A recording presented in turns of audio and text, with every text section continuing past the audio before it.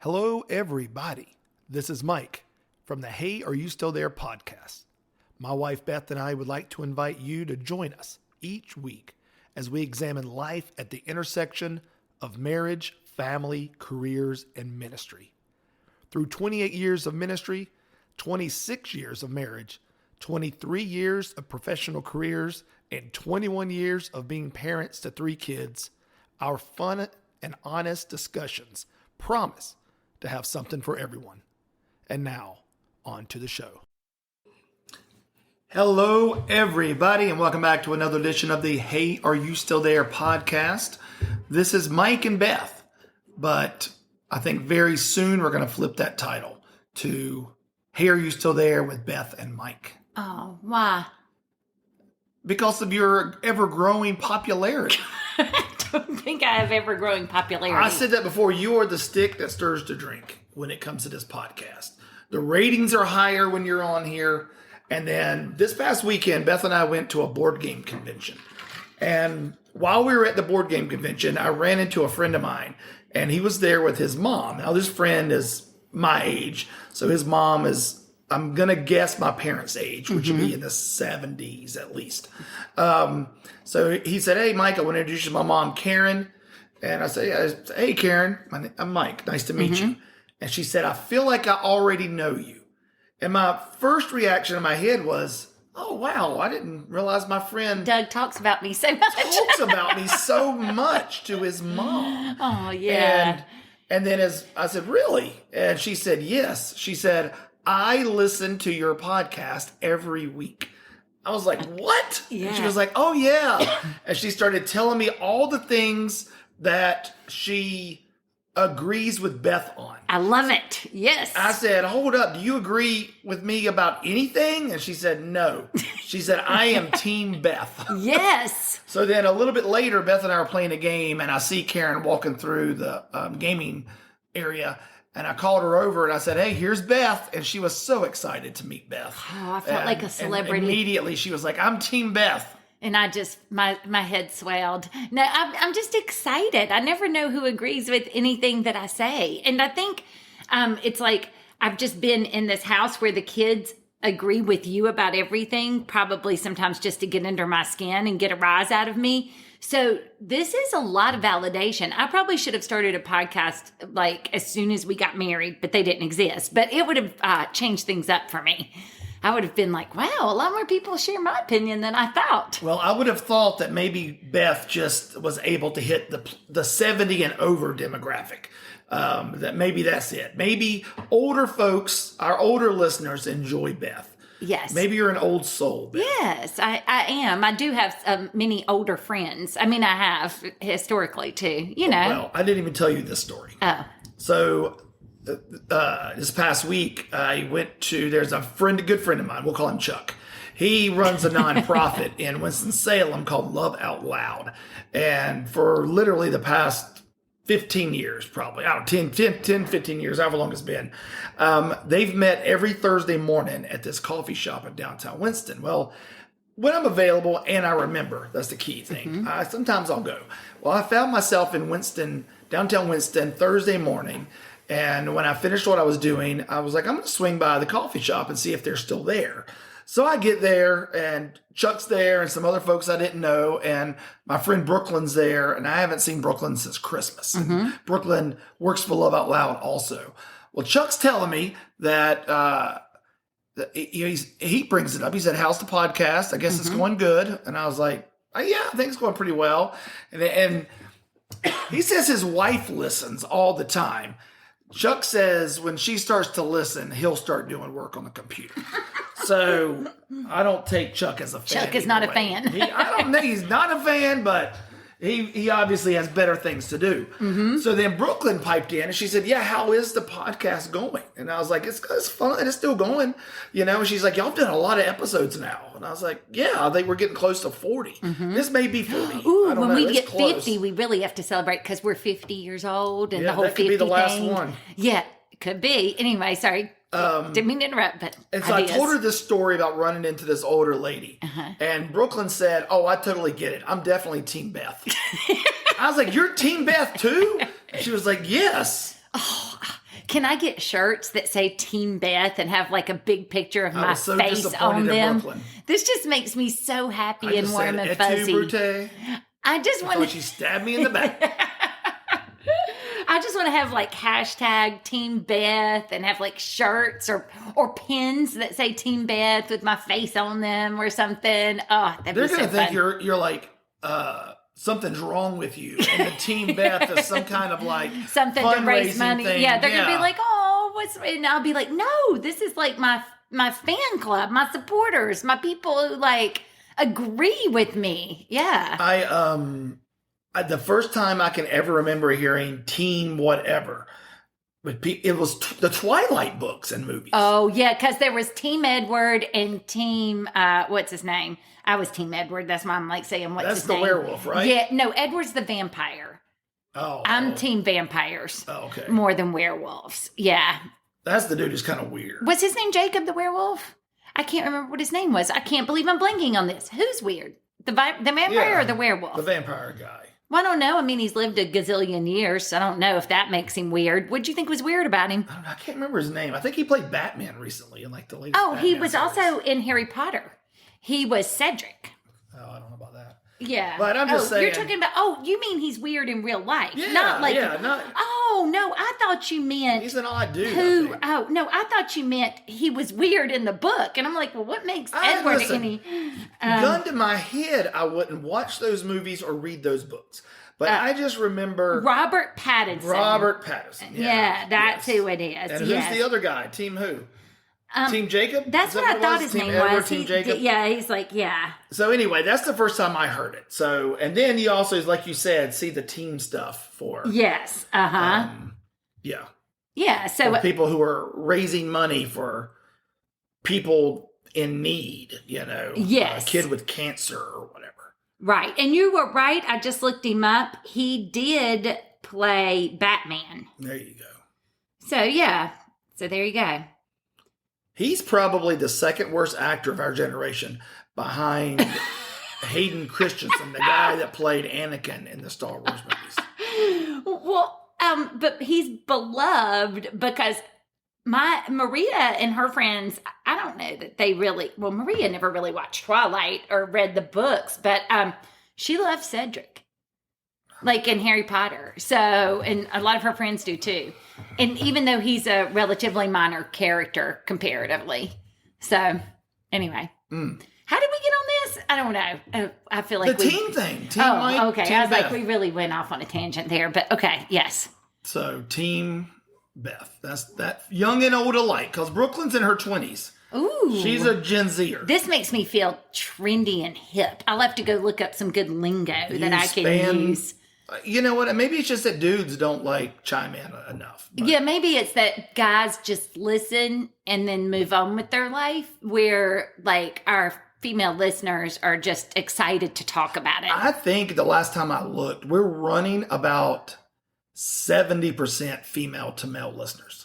Isn't that the way church attendance is in most churches? Not ours, because we've got a pretty strong male, but isn't it like a manly church? I know, but most churches are a lot churches more are women. all run by the wives and moms and women. Yeah. Because they can't drag their husbands to church. Yeah. So anyway, I don't know. I don't know if it's that exact same breakdown. You think that's what they do for podcasts? I don't know. I mean, what does that have to do? That's like... I don't know. This is my brain. This is my... It just I don't even think makes one connects to the associations. other. I don't even know... Did anybody... here's what I want to know. Did anybody mention my whale? The beluga whale? Nobody. They didn't care. Oh, well, that makes me really sad. But maybe they just poll. haven't caught up yet. They don't care. Yeah, I think they will. But anyway, our poll. All right, so the poll question last week was, we talked about... that lady. The old bag that wouldn't take a picture of me and my boys. And my mom had heard the podcast, so she brought it up to Josh too. Like, Josh was like, yeah, she just like threw up her hand, like, because Josh doesn't listen to the podcast, but Josh was telling my mom the same thing. Like, she just threw up her hand, like she was too good for us. She was too good for us. So I asked, the poll question this week was, when asked to take a picture for a stranger, do you take it? Yes. They had 3 options. Always. Yes. Sometimes. And no, because I'm a terrible person. I love it. We had one person say no. Oh. I hope they're picking. I think they're just trying to be funny. I think they probably are. But if said not, that. Because I'm it sure could be the old lady. I don't think we have any terrible people that listen to us. Yeah. We had 8% said sometimes. 89% said always. Yes. So that restores a little bit of faith in humanity for me, that 89% of at least our listeners and the poll takers say they would take a picture. Now, there's a few comments. Oh, I don't know if I don't want to derail you, but it just made me think. My Salem friends will remember this. So growing up in the country, we had some interesting sayings and stuff. So when I went to college, I would hand my camera to somebody and say, "Can you make a picture?" And so they would always be like, "Ha ha ha, make a picture." Like they were going to create it and make it. So that's what I think of when you said that about take a picture. And like sometimes when you would get on an elevator, instead of pressing a button, you would mash the button. Like there were some good Stokes County Southern sayings that just weren't embraced by the rest of the world. But anyway, so who would take/make? We're going to go off on that little tangent. The one that always gets me, and I still say it, because I think I used to say make a picture too at times. I've tried to evolve out of that. Yeah. Is I'll say cut off the light. Oh, all the time. Yeah, cut off the lights. And I had somebody one time, yes. they were from another part of the country, and they moved here, and they started coming to our church. And I said, "Hey, will you just cut that light off?" Yeah. And they looked at me like I was stupid, and they're like, "What is cut the light They're off?" like thinking, "Where's the knife? I've got to cut the switch off." Like what do you mean? Yeah. Like, you mean turn it off? Yes. But turn it don't make any sense either, because everything's on a flip. Yes, and turn seems like you would be turning. People can't see me doing the hand gestures right now. But I do think that's interesting, like how many things you grow up saying. And I know there's the debates that people put on Facebook all the time. Like, is it a toboggan or a snoogan? Is it Pepsi or Coke or soda? You know, like there are those things everybody talks about. But those are, I feel like, some lesser known things that you just say it your entire life. Like, cut off the light, you know? And then one day you're like, people are like, because they don't understand. And the same thing with the make a picture or mash the button and things like that. Right. Yeah. Okay. Anyway, sorry, back to making/taking pictures. All right. Here's the comments, a couple of them. Laura said, to clarify, I will do this for someone else, but I would not ask someone to do it for me. Now, you would think it's because maybe Laura don't want to inconvenience people. Right. But then she goes on to say, they might steal my phone and run off. In a society where everybody has a phone, even a 4-year-old in Ethiopia has a phone. And then you can also like now track them and turn they can turn locked. them off. And nobody wants your phone, Laura. I mean, that's the Laura. That don't make no sense. Okay, Laura, that one, I got to side with Mike on that one. I think the probability, I'm trying to think of all the times that we've had pictures or taken pictures, and I've never heard of someone like, now there might be some areas, I guess, that you would think about it, but yeah, I don't think that's a big concern, particularly, now. Anyway. Interesting. All right. Shelley said, I absolutely would and have many, many times taken pictures for others and had others offer to take mine. So there you go. Yes. And this one's a little bit confusing. Marissa. Yes. So Marissa was one of the 2 people that voted sometimes. Mm-hmm. She said, I voted sometimes. If it's just me, I will take the picture. But if I'm with my husband, I will have him do it because he's better at it.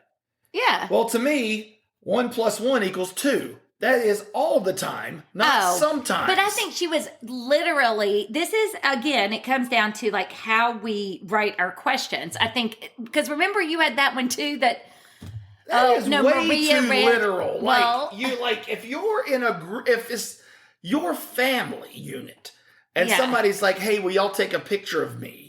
Somebody in your family, that's what we like. But this isn't just literal. She's wanting to be honest. So she's, I appreciate it. She's wanting to be clear that because Marissa needed to mark always. Because it sounds like whether it's her or her husband, they always take the picture. Okay, no, because I could see this. What if Marissa wrote that and then we have another listener who knows Marissa and they're like, oh, well, remember that time I asked you to take a picture and you didn't and you got your husband to?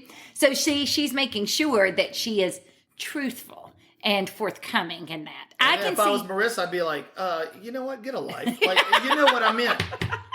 Well, and also I'm giving myself a lot of credit that we got people who are listening and following this intently. But yeah, It's exciting stuff there. Yeah. Yeah. Anyway, conspiracies. Yes. Let's talk about conspiracies. Mm-hmm. I heard a conspiracy this week. There is a famous club called the 27 Club or Club 27. Is that like the Disney, not D23, but that club they have where you get on that special elevator? Well, you don't want to be in this club. Oh, okay. These are famous people. This isn't the Disney club. Right. Oh. Who died at the age of 27. Oh, okay. There's a lot of famous people that died. Kurt Cobain, Amy Winehouse, Janis Joplin, Jimi Hendrix. I heard a conspiracy this week that Jimi Hendrix faked his own suicide and came back reinvented as Morgan Freeman. That may be the dumbest statement that you have ever made. Sorry. And I looked this up, and I'm telling you what, you look at Jimi Hendrix 1970 and Morgan Freeman early 70s, they look like twins.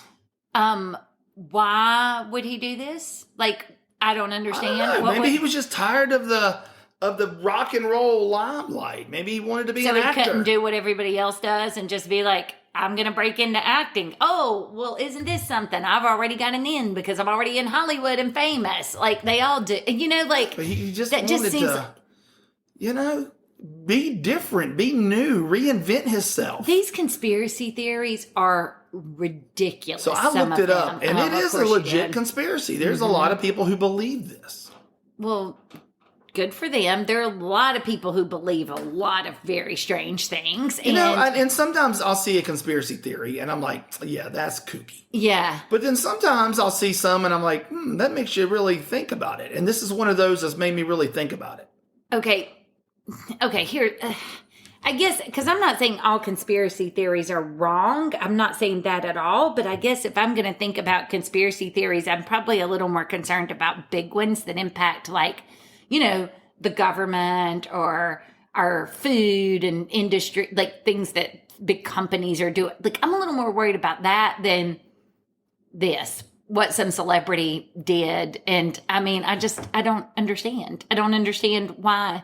It doesn't impact my life. There's also conspiracy that Paul McCartney died when he was like in it with the Beatles in the late 60s, mid 60s. And the Paul McCartney we see now is a double, like a stand-in, a fake. So kind of like when we went to see Journey and they had that guy because like that was standing in. So they're just like, oh, we'll just find and there's several clues. Like when they pointed out like in the Beatle albums and songs and stuff after the fact that a lot of people thought he died, it looks like it's there. I mean, I'm just saying. I ain't saying it's 100% true, but I'm saying it makes you say, possible.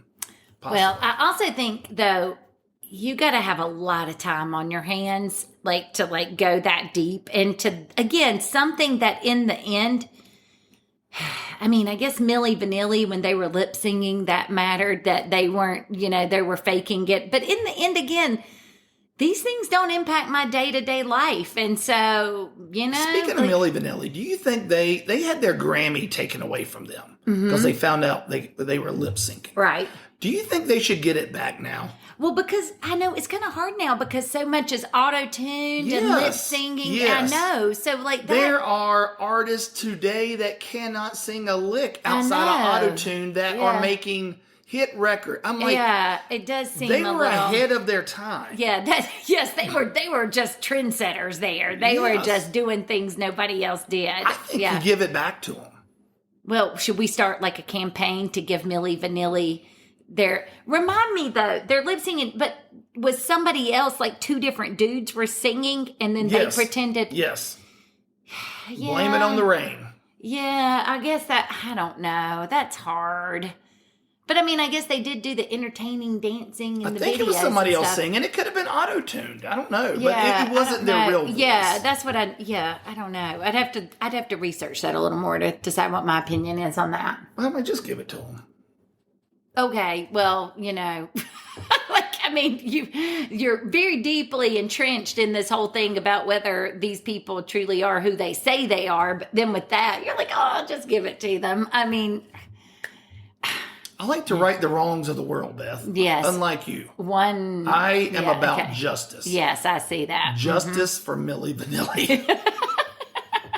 Maybe that could be the poll question this week. Should Milli Vanilli get their Grammys back? And the only people who are going to answer are those 50 and older. I was going to say, because everybody else is going to be like, who's Milli Nobody else Vanilli? knows. Yeah, they're going to be like, who's that? Yeah. I could probably ask my 40-year-old friends. And they don't know. I don't They're have like, a who's clue that? who Yeah. Milli Vanilli is. So, Yeah. It was such a big deal back in the day. It was. It Such was. a big deal. Yeah. All right. So last week at the end of the podcast, I threw out a little teaser. I said, all right, Beth, what job would you have if you didn't have the current job that you have now? Oh, I forgot to And- do this homework. Oh, yeah. Anyway, I really did. You didn't remind me. But I can do it. If you go first, especially, I can come up with it. But Because you even made a comment. I forgot what you said. Well- you were going to be a world traveling photojournalist Right. or something. And you were, But I feel like that's what everybody says they would be. And the problem with that is, okay, my first impulse is, oh, I like to take pictures. I would love to travel the world, especially if I could do like wildlife or people, and see all that. But here's the problem with that. But in the end, would I want to live in the lifestyle? Like now, I mean, it's one thing when you're young and you dream and you think, I want to be a neurosurgeon, okay? And maybe I really did want to be a neurosurgeon. But then when I find out how long you have to go to school and about the residency, about the training and everything, I'm like, well, maybe I don't want to be a neurosurgeon. So it doesn't mean, and I think that's the hard part in this question. Are you just like, oh, well, if the planets aligned, but I mean, like based on our interest, what do we want to be? all right, here's how we're going to set it up. Okay. You're 50 years old. Mm-hmm. Given what you know now about yourself, Yes. about your gifts and talents, about how you become a certain, have a certain position, as a career. Yeah. Like knowing all this stuff now, if you could take what you know now, put it into, we'll say, college age Beth, 18 to 22, what career path would you have taken? Given what don't tell me I'd be an astronaut, Right, yeah. Like, you probably wouldn't. First Right. of all, And I can't be like, I would be the next multi-platinum singer or something because I can't sing. And don't get me. I mean, we've never even been into outer space. So, Right. I mean, Oh, it's please. like- Okay. So don't there tell you me go. you're going to be Yes, something please. made up like an astronaut. But, Yeah. But what would you, what? Yeah, exactly. Like if you can't sing, don't tell me I would be a singer. You'd be Beyonce, right? Right. Like if you can't, like play guitar, I can't dunk a basketball. I'm not going to tell you I'm going to be the next Michael Jordan. Like whatever, within reason. Knowing what you know now, giving your gifts, your talent, everything that makes you you at 50.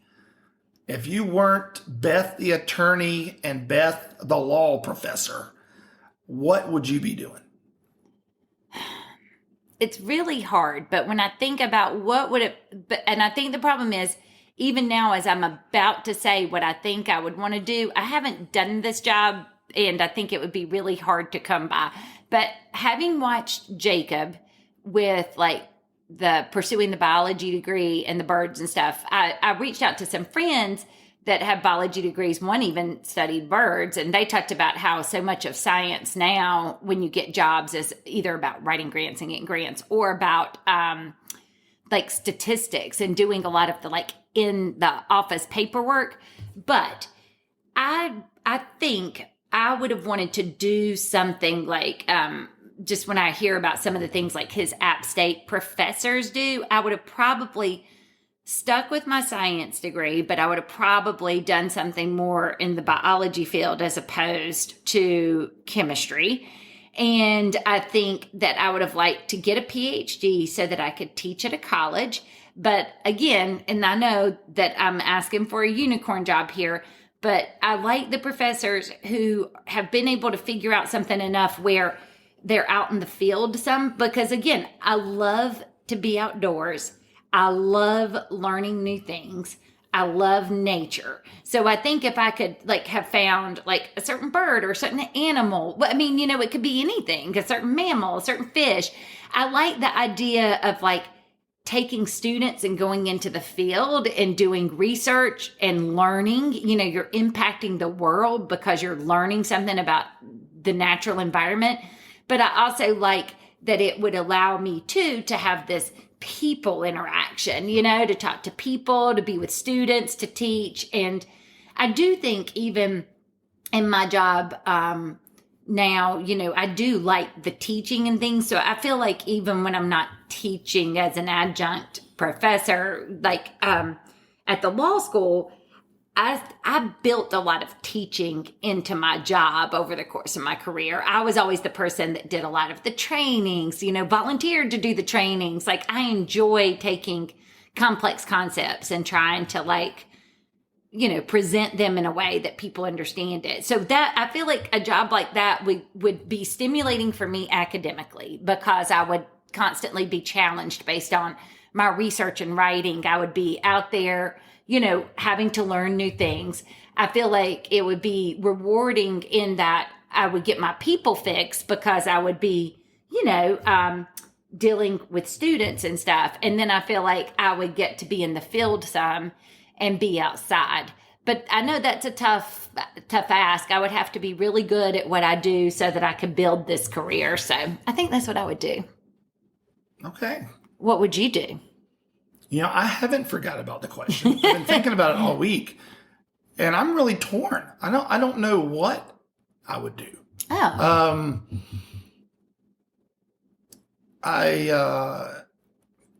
If I think about what what comes natural to me, I was trying to think through. I had a lot of jobs leading up to ministry, and all those jobs, for the most part, were service-based. Like I enjoyed helping others. It is even as stupid as like working at the sporting goods store, helping someone find the right pair of basketball shoes. Right. You know, Yeah. like I just enjoy like the service aspect. Like that comes natural to me. And I think, I don't know. And then when I think back to like the careers, like when I was in high school or early college that I thought I wanted to do, law enforcement or firefighter, you know, even I took firefighter classes, you know, like things like that. Again, it's helping people, right? You know, it's serving. So I've tried to, I think it would be something in that field. Like I don't think I would ever have a job that did not contribute to at least somebody outside of like putting money in the man's pocket, you know, like I don't see myself having just like a desk job, cubicle job. I'm not going to have like a manual labor job, not because I don't like manual labor. I don't have those skills. Like that's something that my mind, like my dad can work on a car and fix, you know, all this stuff. I mean, It comes natural to him. He gets all of that. You know, people who can build things, carpentry wise and stuff like that. I don't have those skills. I don't long to have those skills, you know? And so it's not so, so I think I'd want to do something like that, or I would end up doing something like that just based on what I'm good at. But I think if I had to go back and if you were like, go try to do something fun, right? Like just go like do something that makes you happy. I think I would have enjoyed like the theater, you know, like acting, like doing something like being in front of people feels natural. I don't have that fear of public speaking. I don't have that fear of getting up in front of people. I don't have a fear of being on stage. It's fine. I enjoy, it's fine, you know? And so I would like to, I think I would have liked to have done something like that. Like I wish I could go back in high school. I wish I had taken like drama, you know, and done something like that. And then come out of that to see where it takes me. You know, I don't know. Yeah. Well, and I think for me, even with the biology thing, I was thinking too, when you were talking about what's important, two things that are also important to me is that I have some outlet for creativity. You know, you and I have both talked about like, I'm more of a big picture person. So in this whatever imaginary career that I have, I mean, that would be the other thing. I guess I would hope that there'd be enough flexibility in the academic world, maybe for me to still be creative, whether it's my teaching techniques or whatever. But it's very important to me, like you said too, that what I do impact somehow a greater purpose. And that's one reason I've always chosen the jobs I did, either in education or healthcare, because I may not have direct patient contact, but for me, I feel like I am doing things to try to help ensure that we have a good, you know, workplace, that a safe and, you know, not only legally compliant, but, you know, an ethical, good workplace that allows then the caregivers who do have direct patient contact, it allows them to, you know, do their job even better because they're not having to worry about being in some toxic, unfair situation or being harassed or discriminated against or whatever. So I want to have that tie to like purpose, you know? And I think a lot of people do. And I think the thing that's hard, like, you know, it's interesting when you talked about this question, because when I was growing up, or even now when we talk to our kids, I think everybody's like, well, you got to have this like career, you know, like I want to be an architect, like George Costanza, you know, like very specific. Where now I think it's more about the more self-aware you can be about those things about yourself. Like I want to work with people. Or I don't want to work with people. I want to be outside, or I want to be inside. I want to feel like I'm contributing, or maybe you just want to make enough money in your job so that you can do all that in your extracurricular time, you know? But for me, it was important to do it in my actual profession. But for some people, it may not be. But I think the more you can know that, the better, because the jobs are changing so much. And some of the you know, some jobs won't even exist, or you may not even know they exist. But I think a lot of people want purpose. I heard a podcast and they were talking about, actually, it was based in a hospital too, but they talked to people who cleaned the hospital rooms and stuff. And like they interviewed certain people and they would say, like, what do you do? And they'd just be like, well, I clean. And they seemed very like negative and not engaged with their job. But then there was a group that they talked to that they were like, we create a clean and sterile environment so our patients can get the best care, you know? And so they felt they had really tapped into that like greater purpose, you know? And so I think to the extent that you can do that, that would bring fulfillment, you know? That's what I'm saying. I think that in the end, whether people realize it or not, they want to have purpose. They want whatever they do to mean something. And then they get stuck in a dead-end job or in a rut or something. And whatever they're doing doesn't give them purpose. And they just, I don't know, they get depressed. They just give up. You know what I mean? And then they just retire. And I think part of it is there's two things. One thing you can do is you reframe it, depending on where you work. I mean, there's some jobs that there's no reframing it to say that you have a purpose. But I mean, if you think about like people like me doing the job I do, it's like if you did finance and you're just punching the numbers, people might think, well, how are you contributing to anything? But you can frame that in your mind because you truly are impacting the organization. Or I think the other thing is people just sometimes, I've often wondered, do we Gen Xers expect too much from our work? You know, do we expect too much purpose from our wage paying jobs when really the jobs are jobs that should be paying us a livable wage, and maybe we find that purpose outside. That's a great point. I mean, maybe it is our generation that tried to merge the two. Yeah. Like maybe we've talked about before, or you've brought it up, so that we've never really dove into it a whole lot. Like lies that Gen Xers have tried to believe. Yeah. You brought up like the working mom. Yeah, you like know? you can do it all You can and do do it it all all. at the same time really Yeah. well, and you can't. Yeah. And maybe that's it.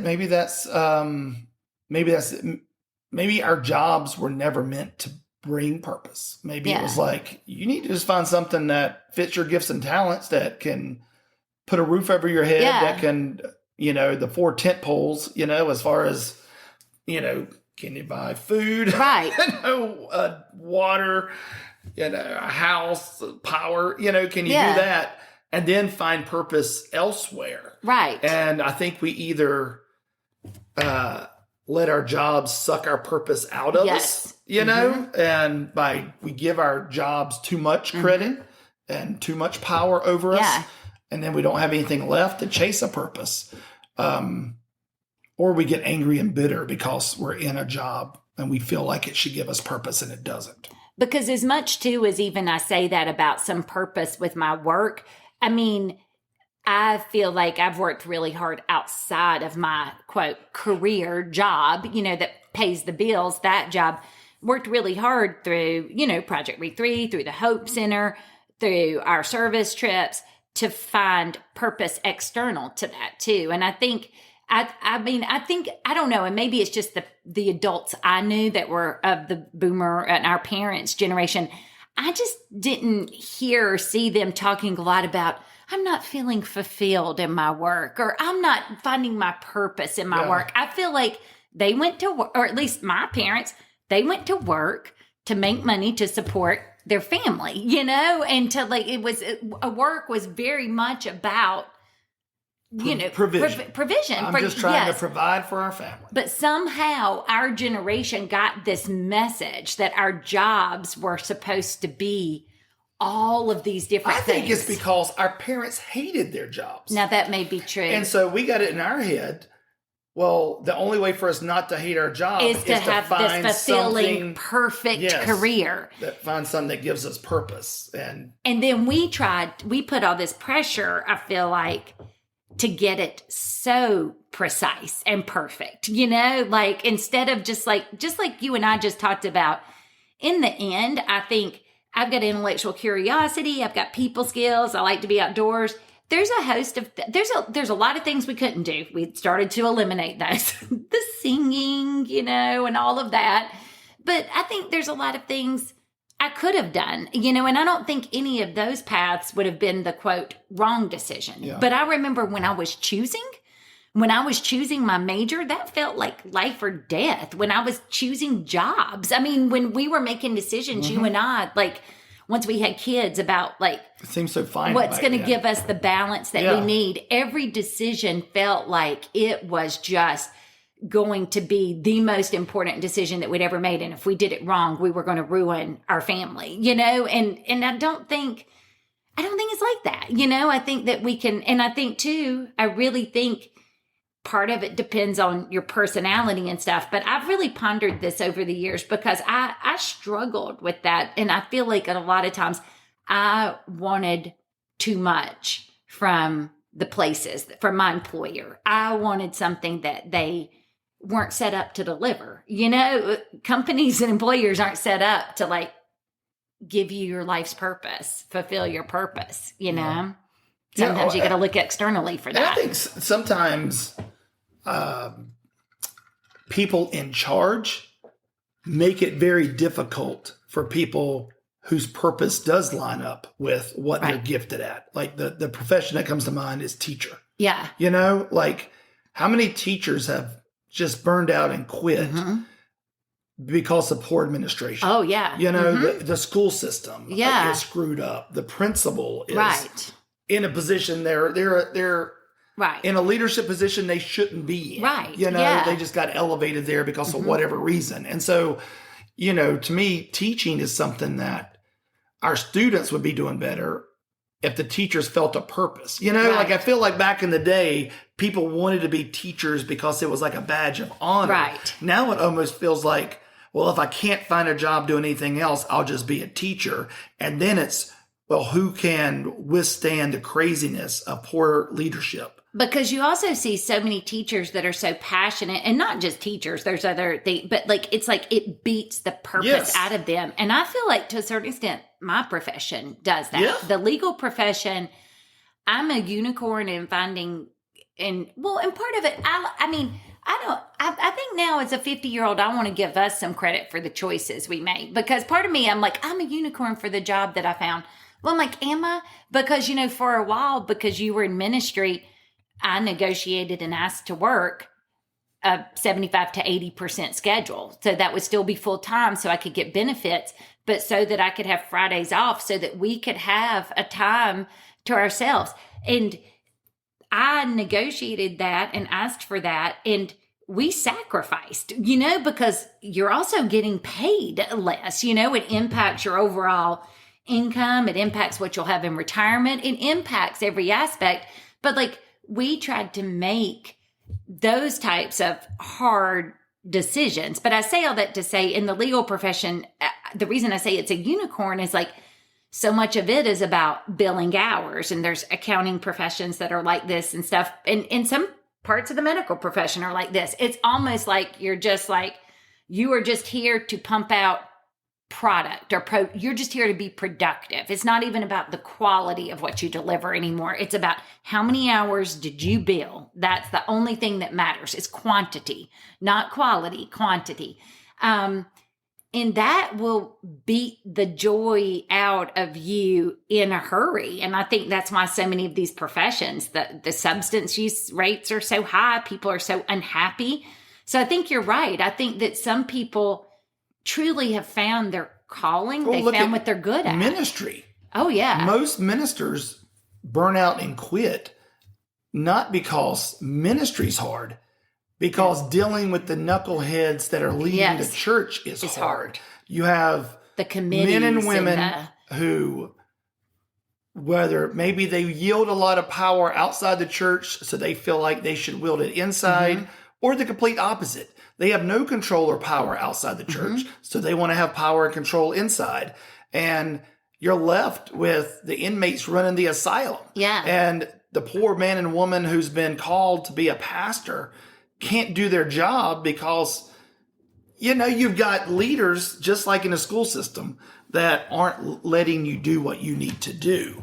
And, the other thing with ministry too is like most churches, like at least the ones I grew up in and stuff, they expect the impossible. They expect far too much of one person because, and what I mean is, some people are gifted speakers. They're going to present well in giving good sermons, Some people are super compassionate and they're going to be great in the counseling. Some people are great at administration. But how many people are out there that are truly going to be like, I am a great conflict negotiator. I'm a great counselor. I'm also a skilled speaker. I'm also an intellectual who can dig into the Bible and know all the Greek and Hebrew.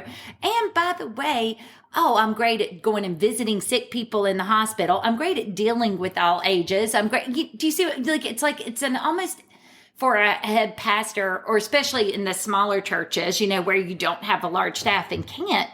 It's like an impossible ask of one person because you don't have, one person can't have all those skills. Yeah, I was just talking to a friend of mine yesterday from high school that's done ministry as a profession, but maybe the last several years as a side, And he was telling me, he's like, I would love to find a church. He's like, I don't even think I'm supposed to be the lead pastor. He's like, I'm just looking for associate pastor roles. And he was like, I look at these job descriptions and they're 4 pages long. Yeah. He's like, they're looking for somebody superhuman. Right. Like, nobody can do everything that they're wanting, I know Frankenstein is a bad analogy because that's a monster, but they're wanting somebody that they can piece together all of these pieces. And essentially they want this superhuman who has every strength in every place and no weaknesses. And I think what people have to start thinking about is, what do you really need for that church out of that minute. Like, what do you need? Some churches need that really relatable, personable, compassionate person at that time. And I think it may change over time. Some need a great charismatic speaker and leader. Some need a visionary. Well, really zero in on those few things you need, and then hope and pray that whoever you get will be able to inspire and lead so that you can have other people in the church step up to fill the gaps, you know? I think with ministry, there's that piece I think is just unrealistic and sets pastors up for failure. And then I got to throw in a plug for the pastor spouses. I think the other thing is ministry, in my opinion, outside of the president of the United States and maybe the president of a college, it is the only profession that I know of that believes and just assumes that they get a 2-for-1 special, that they get to pay whoever, male or female, they get to pay that person as the minister, and then the spouse or partner is just a freebie thrown in. That is something, again, I think in today's world when so many people have to have 2 people working, but even if they don't, like just because you may feel like you're called to the ministry doesn't mean your spouse is, they may be called to the church and to help and to volunteer in normal ways, but it doesn't mean that they are, that's what God has placed as the most important things in their lives. And so I think that's the other, again, it goes back to expectations, not to pick on churches, but kind of just like we talked about law, like the legal profession or, the teachers in the system. It's just another way the system's expecting things that are just completely unrealistic for people, at least to do long term and stay healthy, I think. So, yeah.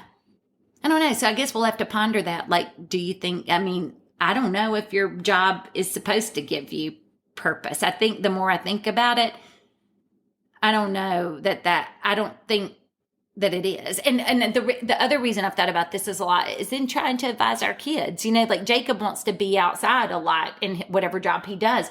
And so one thing I've talked to him about is like, well, you're going to have a choice because there'll be certain trade-offs. First of all, it's going to be hard to find those jobs where you're out in the field all the time. And, when the salaries are a lot lower oftentimes for those positions. And so, he's going to have to decide, does he want to do some other sort of job that may not fulfill his purpose, but that he's paid enough that then in all of his spare time, he can go and do these fun outdoor things? Or does he truly want his job every day to allow him to do that, which may mean he has other trade-offs? And I think that's the other thing that's hard for all of us is we don't like the trade-offs that you have to have, like can make a lot of money and can do a lot if I want to trade a lot of hours and time of my life, there's lots of trade-offs we have to make and that's hard. Yeah. Yeah. Good stuff, Beth. Thanks. Deep thoughts with Beth and Mike. That's right, Beth and Mike. Oh, whoops, sorry. I just said that because, No, that's correct. That's how it is now. No, it's not. Yeah, it is. Yeah. It is. Yeah, poor Mike. I looked it up just a second ago. Just curious. Like I was, only because I was thinking through how many jobs I had leading up to like now. I think I have had, including my current job, 15 jobs in my lifetime. Wow. And they've been pretty varied. Yeah, mine I think too. I've had 15, but you hadn't had 15? No. I'm saying, but my jobs have been very varied. Yeah. Very So I looked varied. it up and just how, the average American has how many jobs in their lifetime? I was surprised. The average is 12. Oh. So I'm above average, which we already knew. And you're below average. Well, I just think about mine when you talk about variety. Like, one of my first jobs, that wasn't like just, working in a field helping somebody or whatever, but like for a company, was working for a company taping packs of cigarettes together for buy one, get one free promotion. And you take 2 packs of cigarettes and put a coupon in it. And then like put tape on it. And then I worked in a chemistry lab.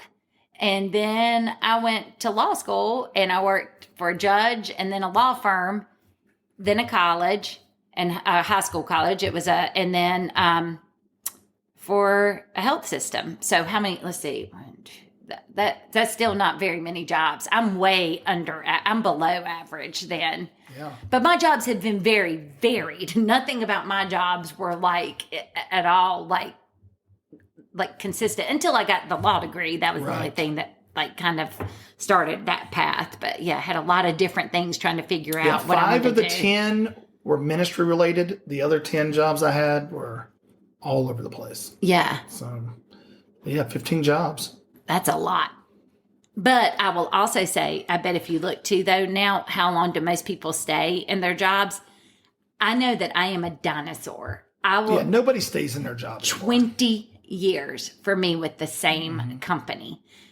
I mean, that's just unheard of, and it's actually, I think, a disservice to my career if I wanted to do anything different now, because people like, I think where it used to be, you wanted to be like, oh my gosh, I didn't job hop. I remember when I was getting some of my first jobs, it was like, well, I need to explain why I only worked for the judge for a clerkship for a year. It's because the clerkship was only a year, and then I got another job at, for the college and high school I worked for. You didn't want it to look like I only stayed this short period of time. Now, I feel like I've seen in forums where people talk about when you've worked somewhere like as long as I have, they're like, no, there are ways, did the company's name change? Are there ways you can make it look like you've worked for more places? Yeah, you could do that. Now I could, because we have had some name changes. So if I could do the name changes, I'm looking a lot better as far as like jumping around. Yeah. But like, as far as like that whole thing of staying somewhere that long, like, I mean, no one does it anymore. It's really a different world out there. Yeah. Which makes me wonder what it'll be like even for our kids, like how long will they stay at a job, or what will that look like? Yeah. I don't know. I think it opens up the world more to you. Yeah. People are more forgiving. They don't care. You know what I mean? Yeah. Like, where it used to be very judgy, like, well, yes. why would you have left this job? Like, now and they're just happy to have you. Yeah, they're just You know? And you almost like where it used to be, and I don't know if this is a good analogy or not. I just thought about this. You hear about the corporate ladder. Yeah. You got a singular ladder, and you're working your way up one rung at a time. Yeah. Now it's like a corporate American Ninja Warrior. Yeah, it is. I was envisioning like a jumping. ladder. Yes. Yeah, you're jumping from one thing to another. And you're trying to jump higher each time. Higher, farther. Yeah. And the obstacles are different. Yeah. You know, so you end up working in various different, very varied fields. Yeah. And, but it don't hurt you, you know, like it's still, you're progressing to your end goal. And so I think that has changed quite a bit. Yeah. So I just think it's a completely different world out there now. Yeah. And just the whole way that the next generation, just even knowing what options are out there and all these jobs and finding things. I mean, it's just going to be really different. And it already is really different. Now they're worrying about, how do I get my resume past the AI or whatever, you know? I mean, when we were worried about, well, I hope it doesn't look like I've had too many jobs. So it's just really crazy how it changes and how quickly it changes. Yeah. All right. So. Well, hey, everybody, thanks for tuning in this week. So glad to have you on board. And we don't plug this enough, but or ask you guys to do this. But if you're enjoying it, share it. Let people know that, hey, there's this podcast. You know, it's just a married couple talking life. And that may be something that person needs to hear occasionally. But, you know, share it on. We have a Facebook page.